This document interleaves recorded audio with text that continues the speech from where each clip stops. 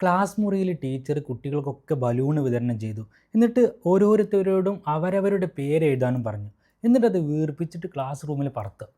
കുറച്ച് കഴിഞ്ഞപ്പോൾ ടീച്ചർ പറഞ്ഞു, ഇനി ഓരോരുത്തരും അവരവരുടെ ബലൂണ് എടുത്തിട്ട് ടീച്ചറുടെ അടുത്തേക്ക് വരണം.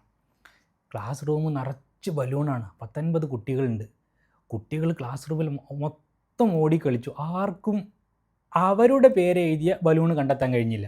എല്ലാവരും നിരാശരായി ബെഞ്ചിൽ വന്നിരുന്നു. അപ്പോൾ ടീച്ചർ കളി അവസാനിപ്പിച്ചു. വീണ്ടും ടീച്ചർ പറഞ്ഞു, ഇനി നമുക്കൊരു കാര്യം ചെയ്യാം. ആരുടെ പേര് എഴുതിയ ബലൂണാണോ നിങ്ങൾക്ക് കിട്ടുന്നത് അത് അയാളെ ഏൽപ്പിക്കുക. കുട്ടികൾ അങ്ങനെ ചെയ്തു. ആരുടെ പേരുള്ള ബലൂണാണ് കിട്ടിയത് അവരെ ഏൽപ്പിച്ചു. പെട്ടെന്ന് തന്നെ ക്ലാസ് റൂമിലെ ബലൂണ് ഓരോരുത്തരുടെയും കയ്യിൽ കിട്ടി. ഓരോരുത്തരും പരസ്പരം അങ്ങോട്ടും ഇങ്ങോട്ടും കിട്ടുന്ന വേഗം കൊടുത്തു. ഇതുപോലെയാണ് നമ്മൾ മറ്റുള്ള ആളുകളുടെ സന്തോഷത്തിന് വേണ്ടി നമ്മൾ ശ്രമിക്കുമ്പോൾ, അത് നമ്മൾ ആഗ്രഹിച്ച് നമ്മൾ അധ്വാനിക്കുമ്പോൾ നമുക്ക് നമ്മുടെ സന്തോഷത്തെ ലഭിക്കും.